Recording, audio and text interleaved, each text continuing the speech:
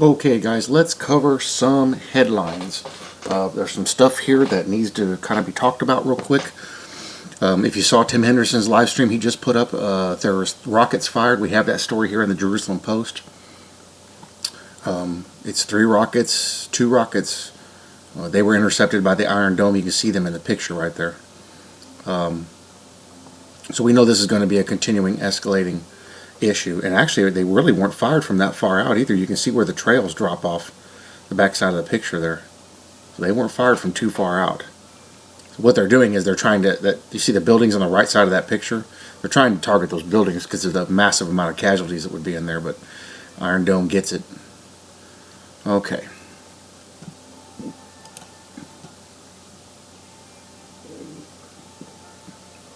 Okay, here's one of the ones I wanted to look at. The Amazon CEO says he wants to work more with the Pentagon.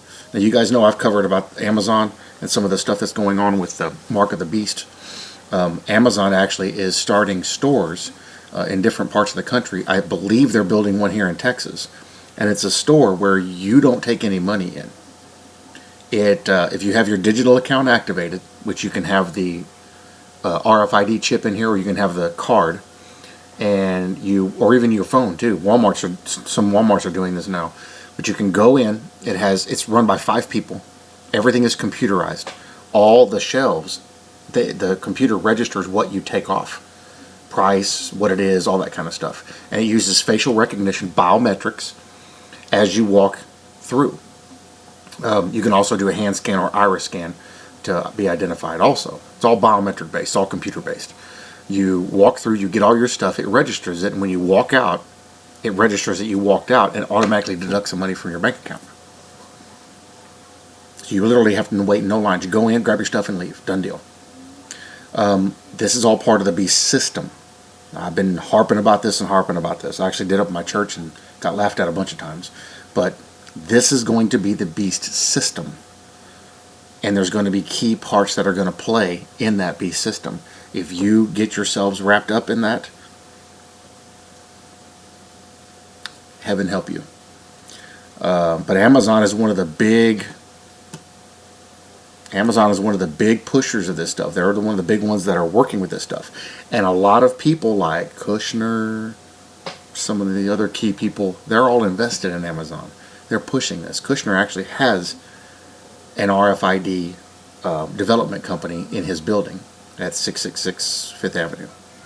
So Amazon.com Incorporated founder Jeff Bezos said it would support the U.S. Department of Defense as technology companies vie for more defense contracts and the Pentagon seeks to modernize itself.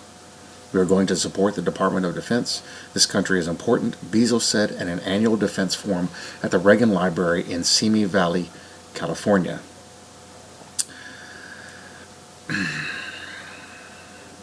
Y'all need to be on your guard. And this whole cloud thing is going to be people's downfall also. So be on your guard about this stuff, because this is going to cause problems for people that are going to be here in the tribulation. And we could even see a few issues from it before we're out of here. It depends on how much longer it takes. So we've got protesting going on in Iswaya. Of course, I did the video on this. Several of us did a video on this about the U.S. House passing the 2-state resolution. Here, the Palestinian Authority welcomes the House resolution backing a 2-state solution. Well, of course he does. He wants to get a bunch of them people out of the country so we don't have to deal with them.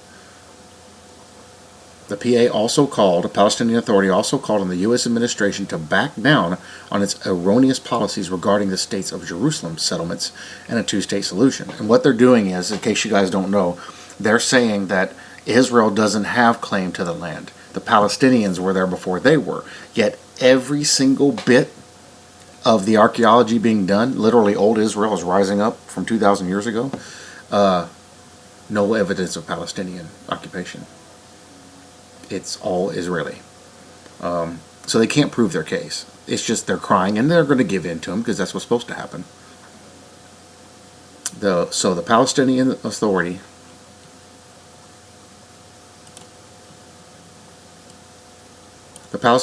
on Saturday welcomed a United States House of Representatives resolution that expresses support for the 2-state solution to the Israeli-Palestinian conflict. And they want that because they want to shut that down. But they don't want to shut it down by them giving up. They want to have their way. They think it's Burger King. Friday's non-binding resolution also warned Israel against any attempts towards annexation of territory in the West Bank, which was on the platform Netanyahu was trying to push. He was going to do annexation, and Trump was backing him. The resolution declared that only the outcome of a two-state solution can both ensure the state of Israel's survival as a Jewish and democratic state and fulfill the legitimate aspirations of the Palestinian people for a state of their own. The really interesting irony about this whole thing is that Israel, Netanyahu, said, look, you don't have claim to any of this land. When we came here back in 47, it was ramshackle. You guys had destroyed it. And even then, we didn't throw you out. We set you up and built you homes and set you up with businesses and built you your own area. And then later on, the land was given to yours. But we benefited you when we got here because we built everything back up and reestablished infrastructure. Where when we got here, y'all were running around chasing goats. There was nothing left. You barely had houses to live in.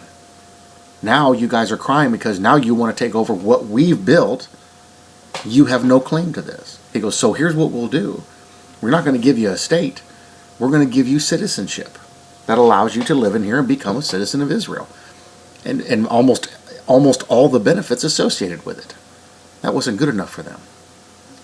And stupid because they're already living there. Take the citizenship. But what's happening is because there's currently roughly a two-state type situation, they want to annex West Bank, is they're firing rockets out of that area. If Israel annexes that area, Hamas can't get a foothold in there anymore, and they won't be able to launch from there. That's the picture we saw earlier was what was happening. So, ridiculous. So this is going to be an ongoing thing, and this may actually be the key element in the peace deal that is going to involve the Antichrist. Another story we're going to cover is going to actually elaborate on this a little bit more. All right.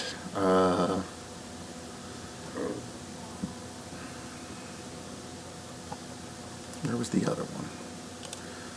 So, anti-Semitism on the rise. State Department contradicts Netanyahu, no annexation plan raised with Pompeo. That's incorrect because Trump said that there was one. So, who knows? Sanctioned. Art.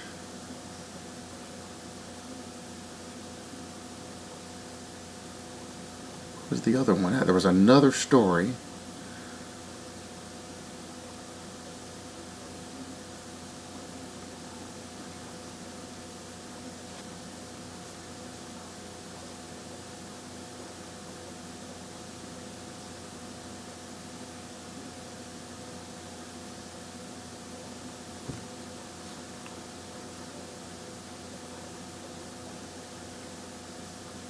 Okay, I can't find that other story. Did they drop it already? Okay, I don't know. Oh, it's further down. There it is. Real quick, we'll just do a pass-by on this one here. We have former Miss Iraq speaks out at UN about Jewish refugees. Sarah Iden, who received death threats after she posted the selfie with Miss Israel, Adar Gandelsman. Israeli women are very beautiful women. But you can see, look, I don't know if you guys, the woman on the right with the red hair, look at her face. That's Miss Iran. Look at the Russian influence in her cheekbones. You can see the even Roman influence in there. Old Roman Empire. Okay, so Netanyahu Sa'ar showdown at Likud event tonight. This is one of the big ones I wanted to catch. Passing the bill would allow, that is not what I wanted to click on, will allow more candidates on the Likud list to enter the Knesset if the party enters the government. There's still a big fight going on. Of course, Netanyahu's under indictment. There's still a big fight going on, and the actual, the Temple Institute, the Orthodox Jews, Sanhedrin and all them, they want Gideon Sa'ar. They've named him specifically many times. They want him to be their guy. And there's a high chance he could get it. Another name that I threw out there, I did a video on him, is Ehud Barak. A lot of people have been having dreams about Barak. Well, Ehud Barak actually used to be prime minister. He is the next one. If they can't get anybody in there, he can take another term if they indict Netanyahu. And I did a video on him. There's some stuff about him that isn't quite kosher. Not to use a term too specifically there. Prime Minister Benjamin Netanyahu and his Likud challenger Gideon Sa'ar are both expected to address Sunday night's Likud Central Committee meeting in the first clash between the two candidates. So tonight, actually they've already done it. We'll find out here shortly. They'll be putting up some reports about what's going to happen in this. This could decide Israel's fate. We don't know. But this is the first time in history that Israel has ever existed without a government. This is unprecedented. Sa'ar said on Saturday night that he had not yet made a final decision on whether to speak at the event. Well, he's probably going to speak. A Likud leadership race is expected to be held as early as December 22nd. If no breakthrough is reached by the midnight Wednesday deadline for an MK to obtain the support of a majority of the Knesset to form a government and prevent an election. The one thing they don't want to do right now is they don't want an election. They don't want a third election. If they get a third election, Netanyahu has a really good chance of getting back in, or somebody they don't want in there getting back in. They've said openly they want Sa'ar. Now the other possibility could be Ehud Barak. We haven't heard his name mentioned much. I don't know. Both these guys have an opportunity, and there's stuff about both of them I don't really care for. The head of the Central Committee, MK Chaim Katz, told the Jerusalem Post on Saturday night that Netanyahu could speak for as long as he wants at the event, while Sa'ar would be limited to only 3 minutes, like any other MK or activist. They might try to kill Netanyahu. I said that before a couple months ago. They may actually try to take him out. It depends on whether or not they can get the indictment to stick. The committee will be voting to cancel the primary for the Likud's Knesset slate and keep the party's list from the previous two elections if a Knesset race is held. If the proposal passes, the committee will also vote to support having up to 4 ministers from each party automatically quit the Knesset and be replaced the next name on the party's list. So right now, their whole government is being pulled this way, separated out, and they're pushing. It's tearing it all apart. This is supposed to happen. They need to be in complete confusion and derision so they can bring the Antichrist in, who's going to fix everything. We've already got the beast with 7 heads and 10 horns being born, 70-nation conference. That literally is what that was. It gave the exact description of it, with Israel being the top. She's the Babylon. She's the great whore that sits on top of it. So this is going exactly the way it needs to go for all this stuff to come to pass. Now, how long it's going to go like this, don't know. What we do know is that in Revelation chapter 5, we see the description of the church they're standing in there, watching Jesus take that scroll and crack that seal, releasing the Antichrist onto the world. Seeing stuff like this, I mean, it could go on for a while, but seeing stuff like this leads me to think there's literally no time left. We still got a few weeks of 2019 left. Who knows?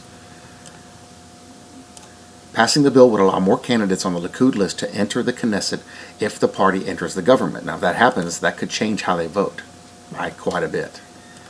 The committee will not vote on anything related to the Likud leadership. Here's one thing to keep in mind on this. Let me finish reading this paragraph. The committee will not vote on anything related to the Likud leadership. Attempts to have the committee vote on initiating a leadership primary or canceling it were both rejected because there is still time for an agreement with blue and white that would prevent a third election in under a year. They will not make any serious decisions or changes during the month of December because it is Hanukkah. So it'll be after Hanukkah or after the beginning of our year, after New Year's, because of all the stuff that's going to be going on. But they will not make any decision like this during Hanukkah, which Hanukkah either has started or is about to start. So I see one of two things happening here. And no, this isn't prophetic. I'm basing this off of information that I'm seeing. Either they're going to come up with a way to break apart the other parties and form a new party and have that be the governing faction in Israel until they get something changed. or they're going to indict Netanyahu and take him out of the game altogether, or maybe even assassinate him. Or they're not going to be able to do it. They're going to say, we need another election. Either Netanyahu or Sa'ar, which it probably won't be at this point, or Ehud Barak will be put in place until they can do another election, which would probably happen March of next year. If that's the case, that's when the Antichrist will come up. So yeah, we could be literally months away from the Antichrist showing his face. That's just what I see happening. I'm probably wrong, but that, looking at what's going on, that could be what happens. Who knows? An effort that Netanyahu began on Thursday to hold direct elections for prime minister instead of electing a new Knesset was seen in Likud as an attempt in Netanyahu to prevent the primary race with Sa'ar. He doesn't want Sa'ar in there, and there's a reason why he doesn't want Sa'ar in there. Sa'ar is friends with the Orthodoxy. Sa'ar wants a two-state solution. Sa'ar wants to get peace established so they can get the temple built. He's a big-time proponent of the temple. So that's why they want him in there, because he'll do according to what the Orthodoxy wants. He'll put Sanhedrin as the head council, whereas Netanyahu won't. Likud MK, Likud MK Yoav Kish endorsed Sa'ar on Saturday night. The only other MK who has endorsed him is Michael Schur. The rule of the right is in danger, Kish wrote on Facebook on Saturday night. I trust Gideon Sa'ar to lead the nationalist camp to victory over the left. Well, it could go that way, it could not go that way. But I'm telling you what, guys, there's a lot of craziness going on right now. So much stuff is up in the air. Right on the verge of war constantly. Fighting everywhere we go. You don't hear about all the fighting. So here we have Gantz vows to beat Netanyahu if there are elections. I know Gantz is still trying, but he may step aside.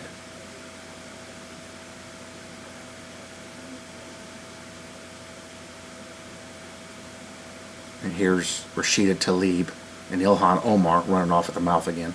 So anyway, guys, we see everything unfolding.